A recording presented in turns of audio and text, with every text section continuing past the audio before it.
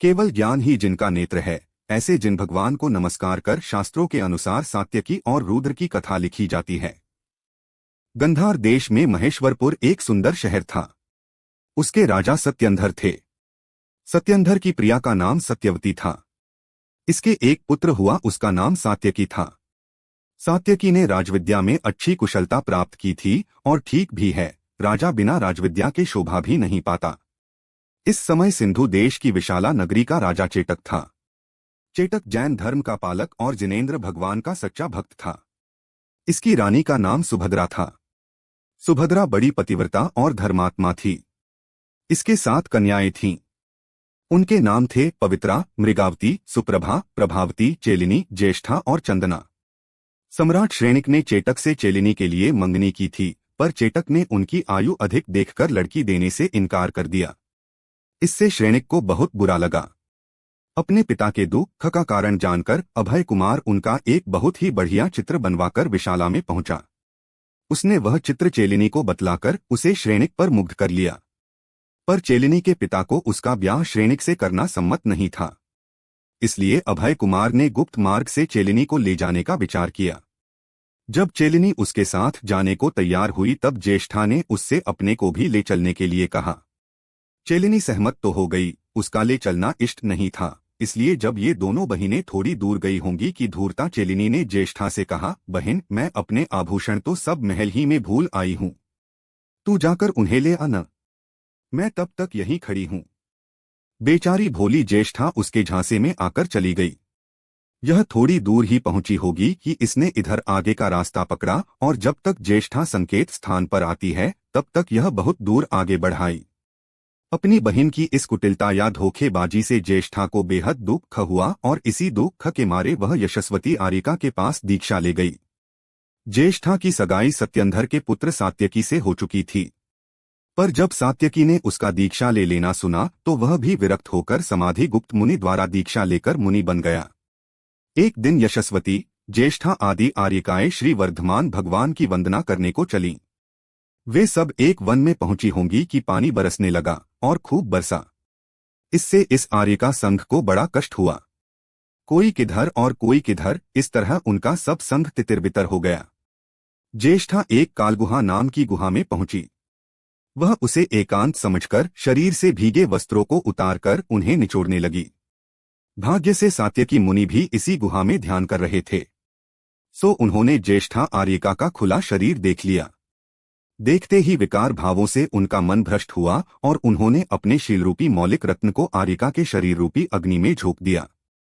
सच है, काम से अंधा बना मनुष्य क्या नहीं कर डालता। गुराणी यशस्वती ज्येष्ठा की चेष्टा वगैरह से उसकी दशा जान गई और इस भय से कि धर्म का अपवाद न हो वह ज्येष्ठा को चेलिनी के पास रखाई।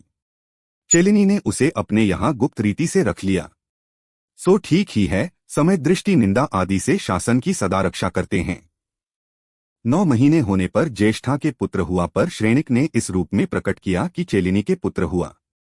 ज्येष्ठा उसे वहीं रखकर आप पीछे आर्यिका के संघ में चली आई और प्रायश्चित लेकर तपस्विनी हो गई। इसका लड़का श्रेणिक के यहीं पलने लगा। बड़ा होने पर वह और लड़कों के साथ खेलने को जाने लगा, पर संगति इसकी अच्छे लड़कों के साथ नहीं थी। इससे इसके स्वभाव में कठोरता अधिक आ गई। यह अपने साथ के खेलने वाले लड़कों को रुद्रता के साथ मारने पीटने लगा। इसकी शिकायत महारानी के पास आने लगी। महारानी को इस पर बड़ा गुस्सा आया। उसने इसका ऐसा रौद्र स्वभाव देखकर नाम भी इसका रुद्र रख दिया। सो ठीक ही है, जो वृक्ष जड़ से ही खराब होता है तब उसके फलों में मीठापन आ भी कहाँ से सकता है। इसी तरह रुद्र से एक दिन और कोई अपराध बन पड़ा। सो चेलना ने अधिक गुस्से में आकर यह कह डाला कि किसने तो इस दुष्ट को जना और किसे यह कष्ट देता है। चेलिनी के मुंह से, जिसे कि यह अपनी माता समझता था, ऐसी अचंभा पैदा करने वाली बात सुनकर बड़े गहरे विचार में पड़ गया। इसने सोचा कि इसमें कोई कारण जरूर होना चाहिए। यह सोचकर यह श्रेणिक के पास पहुंचा और उनसे इसने आग्रह के साथ पूछा, पिताजी, सच बतलाइए, मेरे वास्तव में पिता कौन हैं और कहाँ हैं। श्रेणिक ने इस बात के बताने को बहुत आनाकानी की, पर जब रुद्र ने बहुत ही उनका पीछा किया और किसी तरह वह नहीं मानने लगा तब लाचार हो उन्हें सब सच्ची बात बता देनी पड़ी। रुद्र को इससे बड़ा वैराग्य हुआ और वह अपने पिता के पास जाकर मुनि हो गया। एक दिन रुद्र 11 अंग और 10 पूर्व का बड़े ऊंचे से पाठ कर रहा था। उस समय श्रुतज्ञान के महात्म्य से 500 तो कोई बड़ी बड़ी विद्याएं सिद्ध होकर आई। उन्होंने अपने को स्वीकार करने की रुद्र से प्रार्थना की। रुद्र ने लोभ के वश ही उन्हें स्वीकार तो कर लिया, पर लोभ आगे होने वाले सुख और कल्याण के नाश का कारण होता है, इसका उसने कुछ विचार न किया। इस समय सात्यकी मुनि गोकर्ण नाम के पर्वत की ऊंची चोटी पर प्राय ध्यान किया करते थे। समय गर्मी का था। उनकी वंदना को अनेक धर्मात्मा भव्य पुरुष आया जाया करते थे। पर जब से रुद्र को विद्याएं सिद्ध हुई, तब से वह मुनिवंदना के लिए आने वाले धर्मात्मा भव्य पुरुषों को अपने विद्याबल से सिंह, व्याघ्र, गेंडा, चीता आदि हिंस्र और भयंकर पशुओं द्वारा डराकर पर्वत पर न जाने देता था। सात्यकी मुनि को जब यह हाल ज्ञात हुआ तब उन्होंने इसे समझाया और ऐसे दुष्ट कार्य करने से रोका, पर इसने उनका कहा नहीं माना और अधिक यह लोगों को कष्ट देने लगा। सात्यकी ने तब कहा, तेरे इस पाप का फल बहुत बुरा होगा, तेरी तपस्या नष्ट होगी, तू स्त्रियों द्वारा तपभ्रष्ट होकर आखिर मृत्यु का ग्रास बनेगा। इसलिए अभी तुझे संभल जाना चाहिए, जिससे कुक्तियों के दुख न भोगना पड़े। रुद्र पर उनके इस कहने का भी कुछ असर न हुआ। वह और अपनी दुष्टता करता ही चला गया। सच है, पापियों के हृदय में गुरुओं का अच्छा उपदेश कभी नहीं ठहरता। एक दिन रुद्रमुनि प्रकृति के दृश्यों से अपूर्व मनोहरता धारण किए हुए कैलाश पर्वत पर गया और वहां तापन योग द्वारा तप करने लगा। इसके बीच में एक और कथा है जिसका इसी से संबंध है। विजयार्ध पर्वत की दक्षिण श्रेणी में मेघनिबद्ध, मेघनिचय और मेघनिदान ऐसे 3 सुंदर शहर हैं। उनका राजा था कनकरथ। कनकरथ की रानी का नाम मनोहरा था। इसके 2 पुत्र हुए, एक देवदारू और दूसरा विद्युज्य। ये दोनों भाई खूबसूरत भी थे और विद्वान भी थे।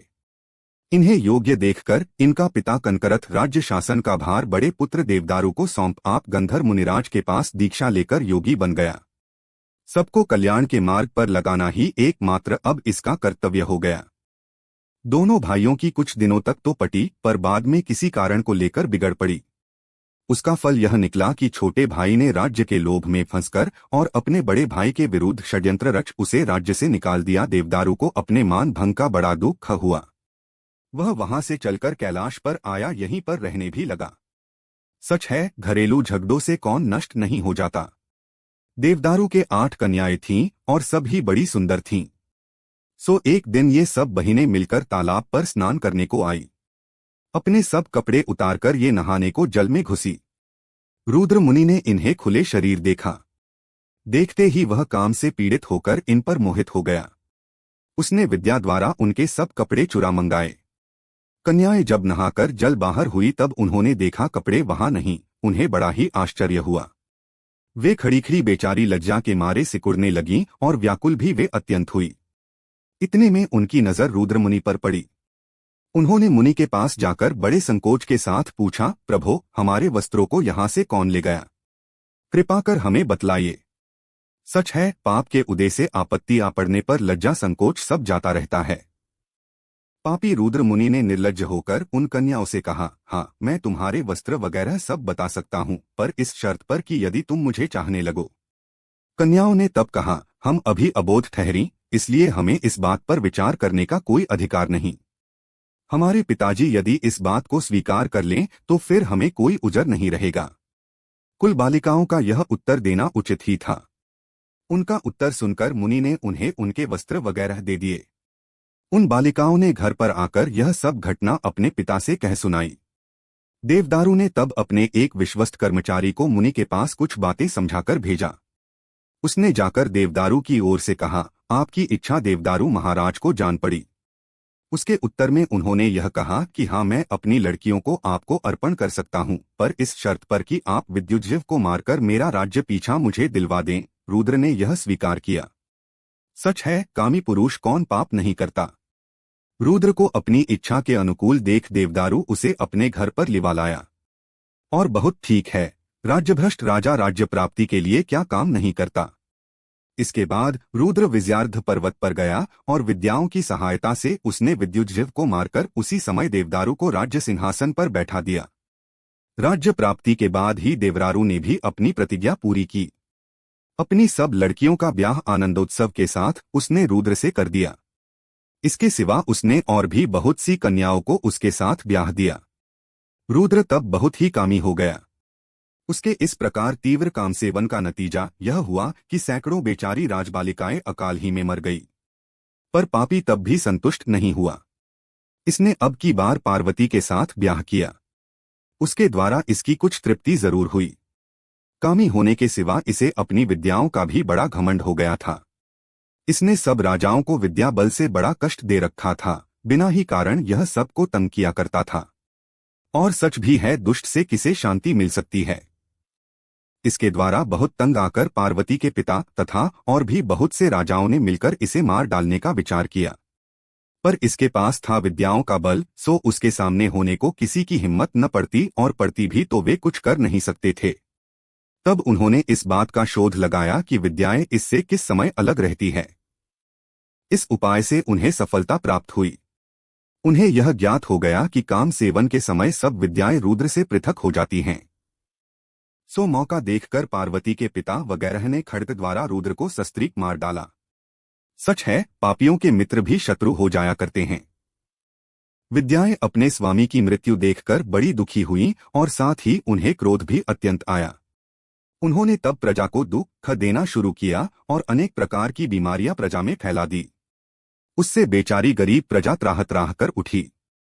इसी समय एक ज्ञानी मुनि इस ओर आ निकले। प्रजा के कुछ लोगों ने जाकर मुनि से इस उपद्रव का कारण और उपाय पूछा।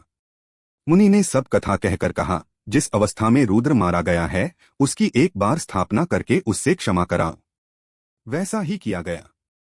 प्रजा का उपद्रव शांत हुआ, पर तब भी लोगों की मूर्खता देखो। जो एक बार कोई काम किसी कारण को लेकर किया गया सो उसे अब तक भी गडरिया प्रवाह की तरह करते चले आते हैं और देवता के रूप में उसकी सेवा पूजा करते हैं। पर यह ठीक नहीं। सच्चा देव वही हो सकता है जिसमें राग द्वेष नहीं, जो सबका जानने और देखने वाला है, और जिसे स्वर्ग के देव, चक्रवर्ती, विद्याधर, राजा, महाराजा आदि सभी बड़े बड़े लोग मस्तक झुकाते हैं। और ऐसे देव एक अरहंत भगवान ही हैं। वे जिन भगवान मुझे शांति दें, जो अनंत उत्तमोत्तम गुणों के धारक हैं, सब सुखों के देने वाले हैं, दुख शोक संताप के नाश करने वाले हैं, केवल ज्ञान के रूप में जो संसार का आताप हर कर उसे शीतलता देने वाले चंद्रमा हैं, और तीनों लोकों के स्वामियों द्वारा जो भक्तिपूर्वक पूजे जाते हैं। आराधना कथा कोश से 37वीं सात्यकी और रुद्र की कथा पूर्ण हुई। जिनवाणी माता की जय।